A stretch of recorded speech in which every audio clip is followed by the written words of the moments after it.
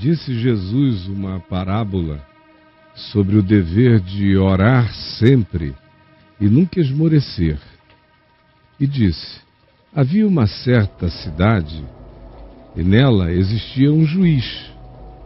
Esse juiz não temia Deus, não tinha nenhum absoluto superior a ele próprio, nem respeitava quem quer que fosse, nem homem algum, e disso se jactava, e achava que por viver sem Deus e sem referência nenhuma, ele era a medida de todas as coisas.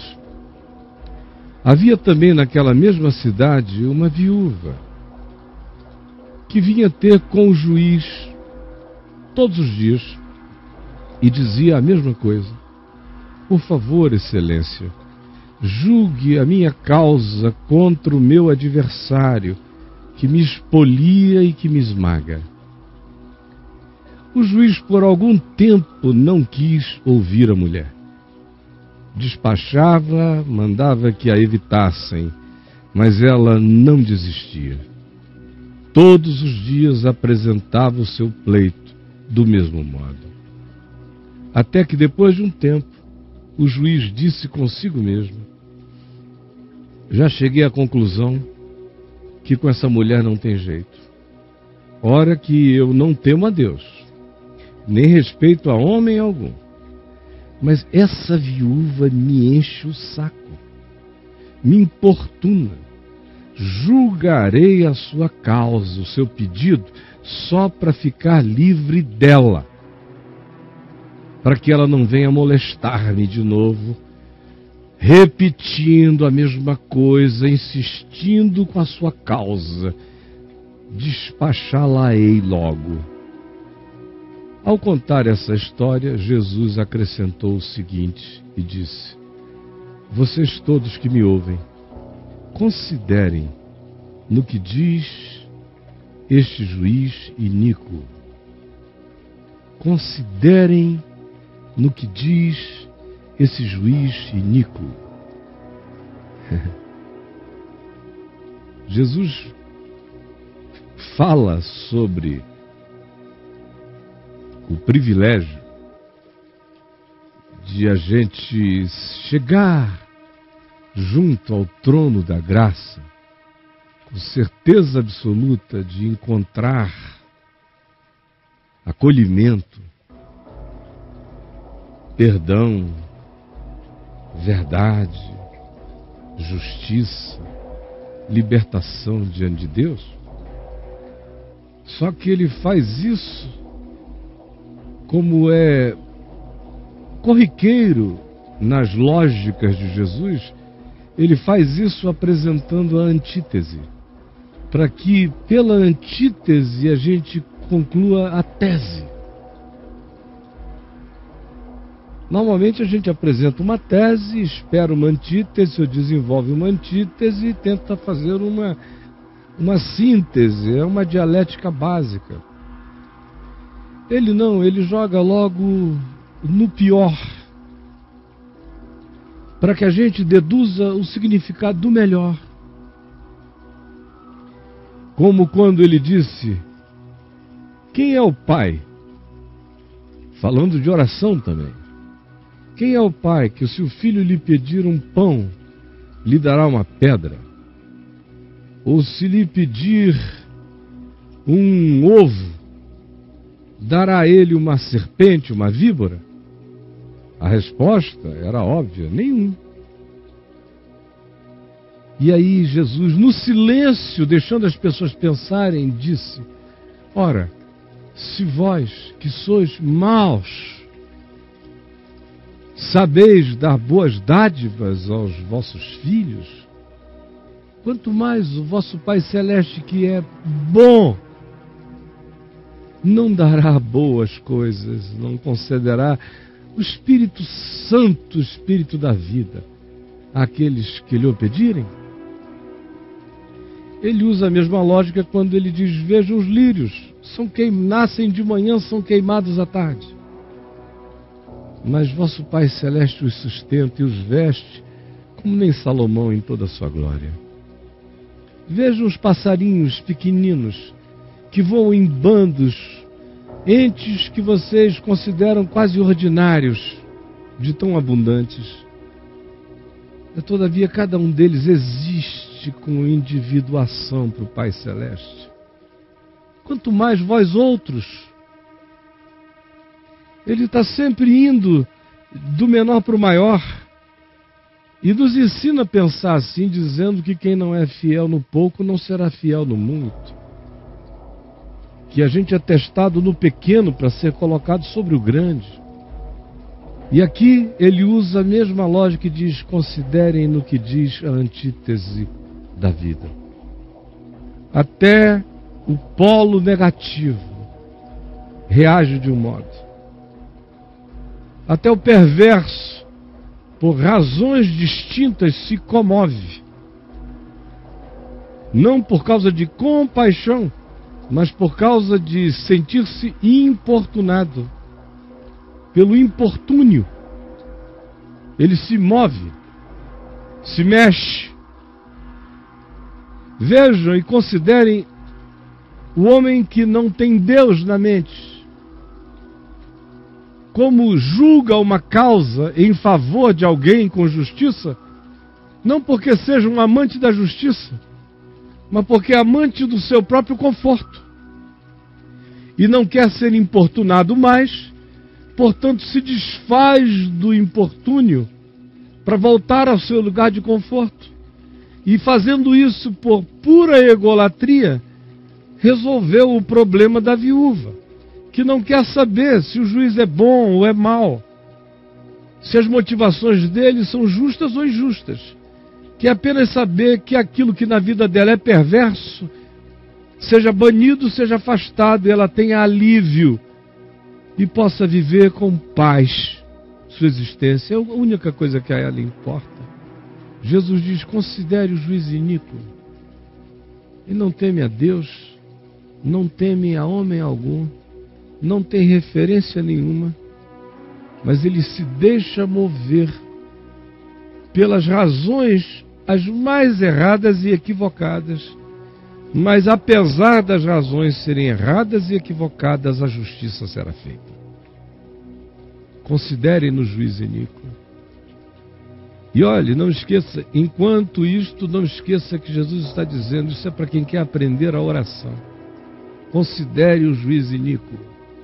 Você que quer aprender a orar sem esmorecer, não fique impressionado com o juiz, nem com os agentes, nem com os personagens do problema, nem com os poderosos do problema, nem se eles creem em Deus, nem se eles não creem em Deus.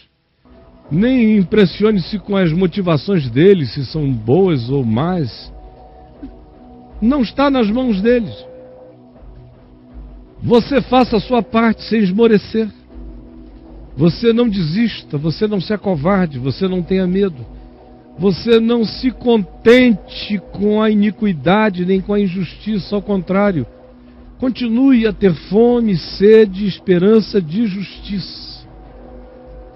Busque a paz com todos e saiba que o reino de Deus é feito e consiste de justiça, paz e alegria no Espírito Santo.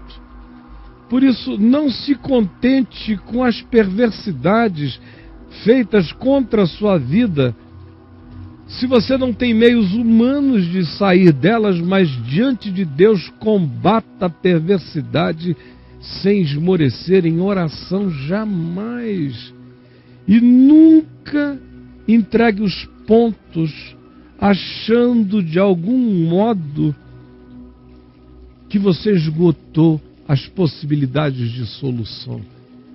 Porque soluções, quando não nos visitam a nós em tempo da nossa vida de tal modo que as vejamos, elas frequentemente visitarão e serão respondidas mesmo depois que a gente já não esteja aqui, como se fala de Abel, cuja voz e clamor aparece diante de Deus, mesmo depois de ele ter sido morto, ainda fala. Certas orações ficarão sendo oradas na terra para sempre. Certas vidas deitam no chão da terra expressões de um clamor que não cessa jamais. Eles entram e fazem parte agora de uma dimensão de ecos de clamor. São viúvas, são viúvos, são pobres, são pequenos, são impotentes, são quebrantados, são pessoas que ninguém imagina que têm o poder de carregarem molestamento a instâncias espirituais impensáveis, mas causam em vida, e o rastro de suas vidas deixa uma consequência de um clamor e de uma oração que serão respondidos. Claro que serão. Mas Jesus diz: considere o juiz iníquo. Considere. E com isso ele está dizendo: ore, sabendo que você será atendido pela fé.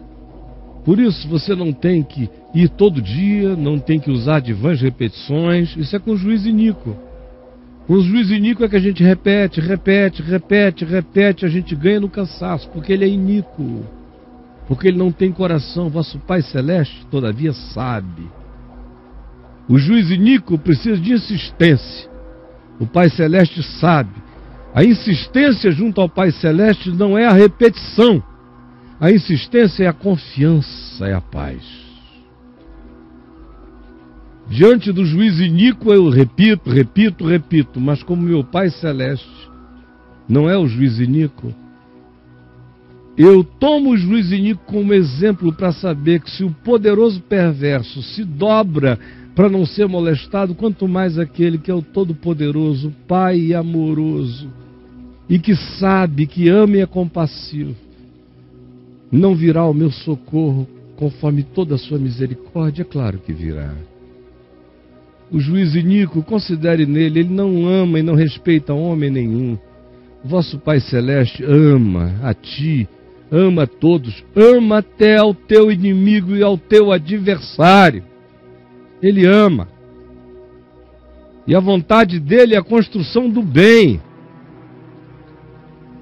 Por isso, não fique preocupado com as soluções do Pai, serão as melhores. O juiz iníquo é que tem que ter a cabeça feita numa direção. O Pai Celeste sabe. E como eu disse, repito de novo, a insistência diante do Pai Celeste não é a vã repetição acerca da qual Jesus disse: não useis dela, porque o vosso Pai Celeste sabe. A insistência é a confiança que não repete, que disse sabe, e diz: Senhor Deus, tu sabes, e prossegue andando. Ora, o juiz iníquo é tratado com insistência e com chatice, o Pai Celeste com a confiança de quem nele descansa. Essa é a atitude de não esmorecimento, é a confiança descansada diante dele. Considerai no que diz o juiz iníquo. Porventura, se o homem mau responde com motivações de qualquer natureza para se ver livre de um importúnio, quanto mais não será com vosso Pai Celeste? Porventura não fará ele justiça aos seus filhos, que a ele clamam, com as suas vidas, que vivem uma vida que carrega o testemunho de um clamor, vivem uma existência que é uma oração, é uma prece contínua de confiança e resolução imutável. Embora muitas vezes ele pareça demorado em defendê-los, todavia, se o juiz iníquo julga a causa, quanto mais o vosso Pai Celeste não virá em socorro na hora certa, na hora própria. Digo-vos que depressa, porque para os homens o tempo é de um modo, para Deus o tempo não existe. Digo-vos que depressa ele lhes fará justiça. Contudo, quando vier o Filho do Homem, porventura, achará gente com essa fé na terra? Com essa confiança? com esse descanso, com essa entrega?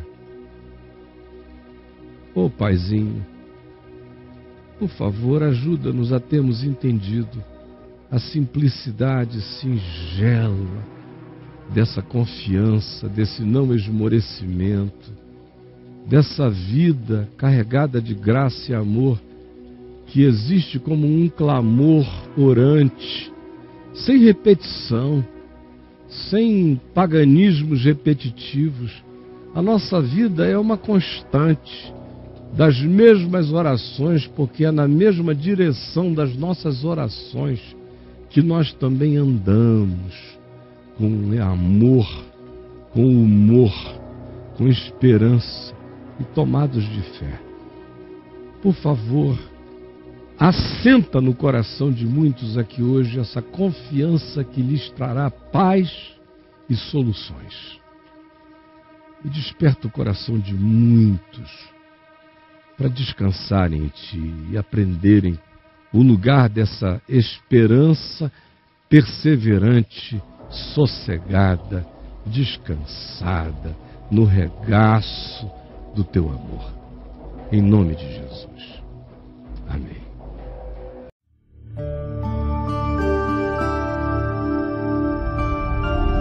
VNV TV, o canal é você.